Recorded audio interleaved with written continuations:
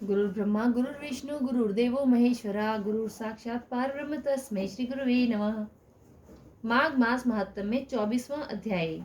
बोल गणेश जी महाराज की जय।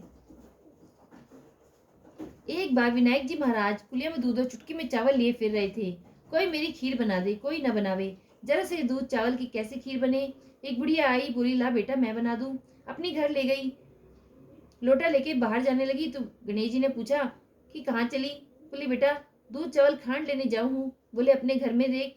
अपने घर में देखा तो दूध का टोकना भरा है, चावल की परात भरी है और खांड की बोरी धरी है। टोकना भर के खीर बना ली। अब गणेश जी से बुढ़िया बोली कि आ बेटा जीम ले। बोले मैंने तो खा ली। बोली तेने कब खाई। बोली जब तेरी बहू ने खाई। बुढ़िया ने अपनी बहू से पूछा कि बहू तेने खीर झूठी कर ली। बोली हाँ जी, खीर निकल रही थी, मैंने कटोरा भर के विनायक का चीटा लगा के खा ली। अब गणेश जी से बुढ़िया बोली कि अब क्या करूं। बोले खा ले और बांट दे। अब बुढ़िया खीर बांटने लगी तो दुनिया में चर्चा होने लगी, कल तक तो यह भूखी मरती थी, आज खीर कैसे बांट रही है। चौपड़ी को लात मारी महल हो गया और बुढ़िया का सारा दिल दर्द दूर हो गया। हे गणेश जी महाराज जी, जैसी बुढ़िया की गरीबी दूर करी ऐसे हमारी करना, कहते सुनते हुंकारा भरने वालों की करना। बोलिए गणेश जी महाराज की जय। माघ मास महात्म 24वां अध्याय। लोमश जी बोले, जिस वन में पिशाच को मोक्ष हुआ उसका द्रविड़ राजा चित्र था। वह परम वीर पराक्रमी, शास्त्रों का ज्ञाता एवं ऐश्वर्यमान था। स्वर्ण रत्न से उसका कोष भरा रहता था। उसकी सहस्त्रों पटरानियां थी। वह स्त्रियों के वशीभूत रहता, कामुक, लोभी एवं महाक्रोधी था। वह कभी धर्म का पालन नहीं करता था और झूठ बोलता था।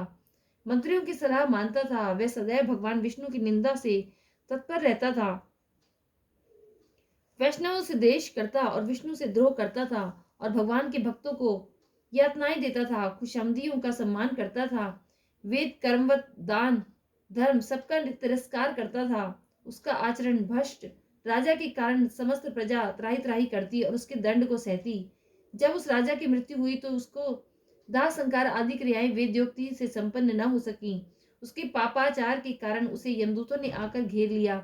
वे उसे पीड़ा पहुंचाने के लिए अग्नि से दहकती लोहे की कीलों से व्याप्त मार्ग द्वारा घसीटने लगे। उस मार्ग में भयानक अंगारों की भांति दहकते हुए शूल से असह्य पीड़ा होती थी। विशाल जबड़ों वाले श्रृंगाल एवं कुत्ते जहां मुंह पड़ता झपट्टा मारते और उसके द्वारा जो पीड़ा होती थी वह चित्कारों से भी कई गुनी होती थी।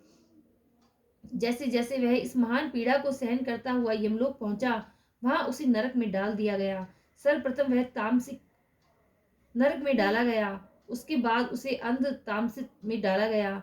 उसके दुख सहन करने के बाद रौरव नामक नरक में डाला गया। फिर उसे महारौख नामक नरक में डाला गया। महारौख के बाद उस राजा को कालसूत आदि नरकों में यातना दी गई। इस तरह पीड़ा के कारण वह राजा मूर्छित हो गया। जब वह पुनः चैतन्य हुआ तो उसे महावीरी में डाला गया। उसके बाद उसे तापन में डाला गया। तत्पश्चात सन प्रतापन में डाला गया। सन प्रतापन से वह दुखाग्नि में जलता हुआ अत्यंत व्याकुल हो गया। क्रम से उसे संताप में डाला गया। फिर कामोल में यातनाएं दी गई। बाद में कुडम्बल में डाला गया। फिर उसे पूर्ति भूर्ति नरक में डाला गया।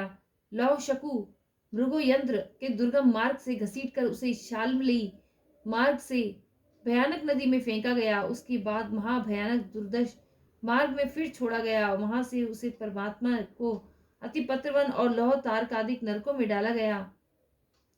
इस तरह वह पापी राजा भगवान विष्णु से द्वेष करने के कारण 21 युगों तक इसी प्रकार नरकों में पड़ा यातनाएं भोगता रहा।